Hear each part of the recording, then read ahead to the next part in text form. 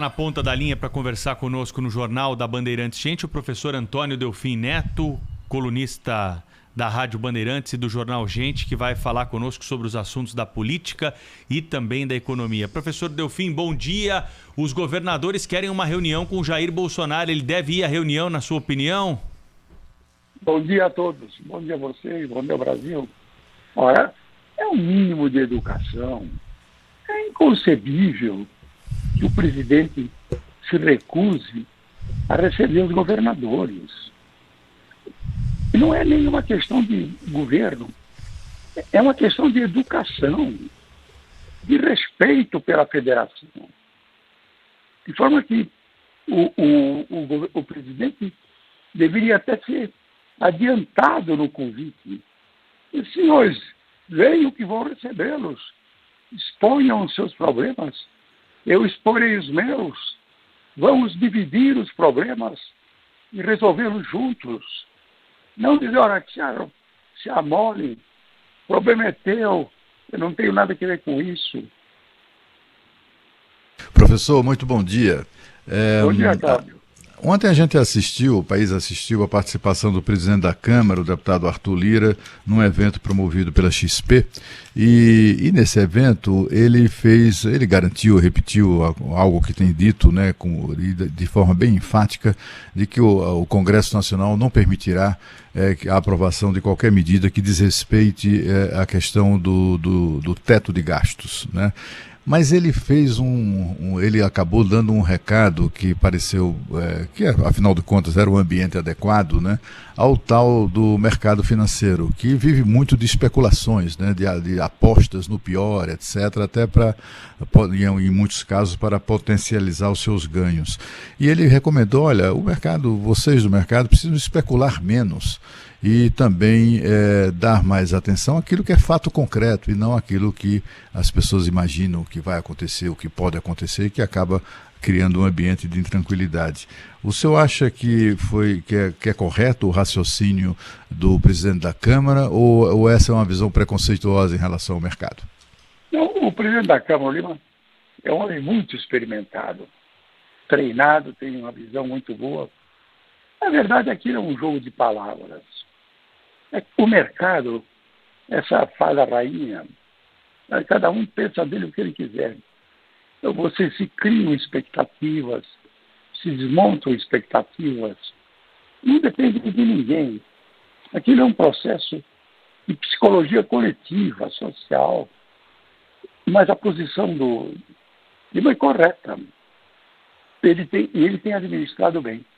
A grande surpresa para mim foi do presidente do Senado. O Rodrigo me pareceu uma pessoa altissimamente qualificada e com uma capacidade de raciocínio muito interessante e com objetivos bem claros. Aliás, tanto o Lira como ele têm o mesmo objetivo, é que a democracia é inegociável. Professor Delfim, bom dia. Eu vou emendar na pergunta do Cláudio desse evento do qual participou ontem o presidente da Câmara, Arthur Lira. Ele também falou que nessa semana não vai pautar nada da reforma tributária, a mesma decisão tomada em relação à semana anterior, porque ainda há pontos no projeto, especialmente que mexe com o imposto de renda, que precisam ser melhor negociados.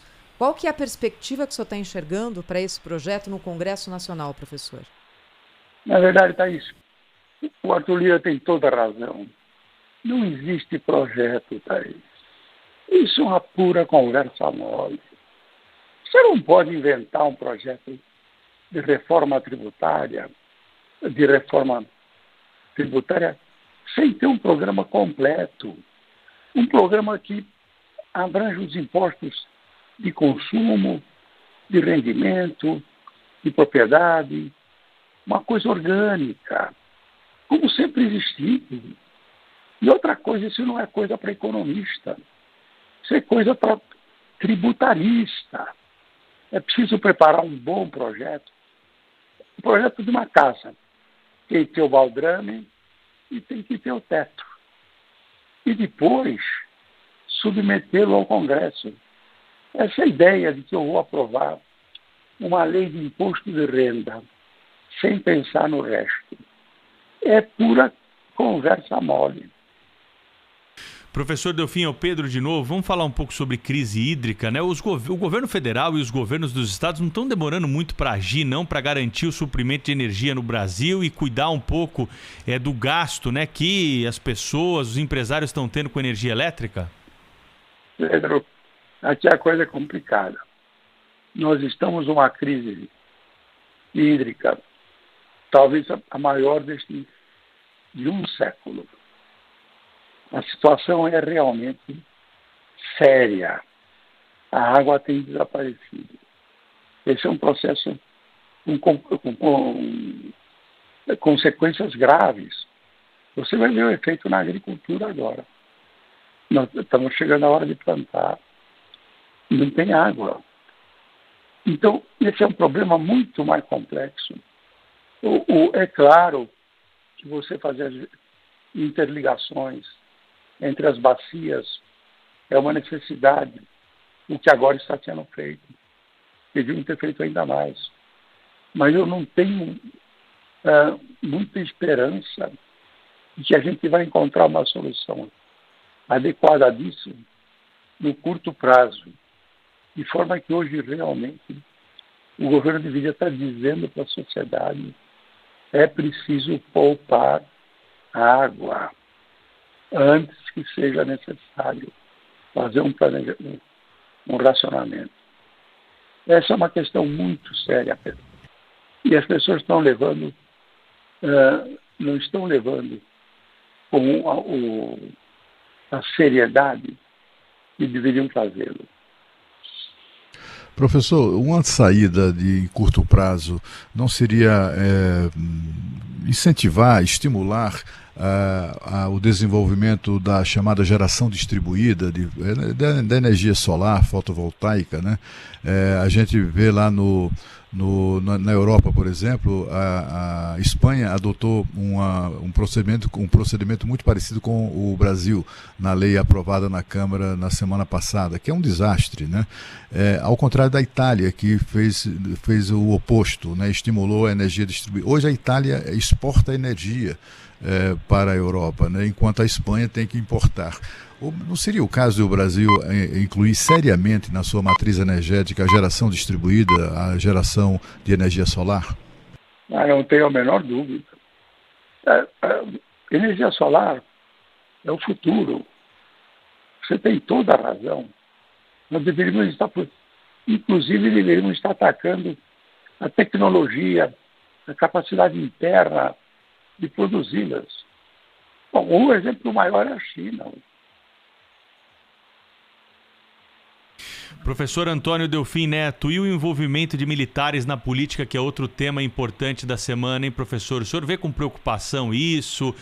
São casos isolados? O que o senhor tem a dizer para o ouvinte da Rádio Bandeirantes? Pedro, se você me der um minuto, eu gostaria de dizer: o Brasil já foi vítima do tenentismo. Desde a Guerra do Paraguai, os militares se meteram em política. A vida toda. O general ficava 25 anos, 30 anos, um Denis, deixa eu dar um exemplo, fazia um grupinho e comandava aqui e ali Juarez Távoras e assim por diante. No Castelo Branco, na Revolução, ele fez a maior mudança. Ele estabeleceu um novo sistema em que ninguém seria general por mais do que 12 anos. Um coronel qualificado era alçado a general de brigada. Durante 4 anos, ele exercia o general de brigada. No final dos 4 anos, ou ele ia para a reserva, ou ele era promovido para general de divisão. Como general de divisão, ele permanecia 4 anos. Ao final, ou ele ia para a reserva, ou seria promovido a general de exército. e depois de 12 anos ia para casa gozar a aposentadoria que ele tinha conseguido ao longo da sua vida de trabalho. Não existia nenhuma interferência. O Exército, a Marinha, a Aeronáutica transformaram-se em instituições nacionais, apolíticas, fora de toda a política. Eles eram, na verdade, um sustentáculo. Era o poder armado que garantia a Constituição. Então, o que acontece? Aos poucos, nós estamos desmontando isso. Essa volta, essa mistura entre as Forças Armadas e a administração civil é altamente perniciosa. Nós sabemos disso. O Brasil já viveu tudo. O Brasil já foi Brasil Império absoluto, Brasil Império institucional, república, ditadura, democracia, ditadura de novo. Nós já diríamos que aprendemos. Professor Antônio Delfim Neto, né, trazendo um pouco mais de história dos seus conhecimentos aí, a participação do professor Delfim em diversos momentos é uma aula para os nossos ouvintes aqui, sempre que ele participa conosco ao vivo. Foi uma honra mais uma vez, hein? Até semana que vem, bom restante de semana. Foi minha. Bom dia a vocês e bom dia ao Brasil.